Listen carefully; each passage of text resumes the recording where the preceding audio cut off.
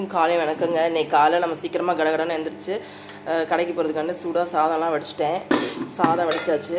பூண்டு வெங்காயம் போட்டுலாம் சின்ன வெங்காயம் போட்டு ஒரு காரக்குழம்பு வச்சாச்சு. இது நேற்று வந்து மிஞ்சி போன இட்லியை வந்து உப்புமா கிண்டியாச்சு. அப்புறம் நேற்று வச்ச பழைய சாம்பார் முருங்கைக்காவும் மாங்காவும் போட்டு சாம்பார் இருக்குது, அதை சூடு பண்ணி வச்சுட்டேன். கார சட்னி வச்சாச்சு. தயிருக்கு உரம் ஊற்றிருக்கேன். மாவு இருக்குது, நம்ம சாப்பிடும்போது தோசை ஊற்றிக்கலாம். ஏன்னா இன்றைக்கி சனிக்கிழமை பிள்ளைங்க லீவுனால தைரியமாக அப்புறம் வந்து தோசை ஊற்றிக்கலான்றதுனால இல்லாட்டி தோசை ஊற்றி வச்சு ஹாட் பாக்ஸில் வச்சுட்டு போயிடுவேங்க.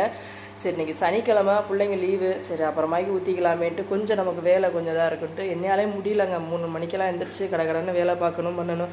அப்புறம் கடைக்கு போகணும், அப்புறம் பால் கறக்க போகணும், சரியான வேலை இருக்குங்க.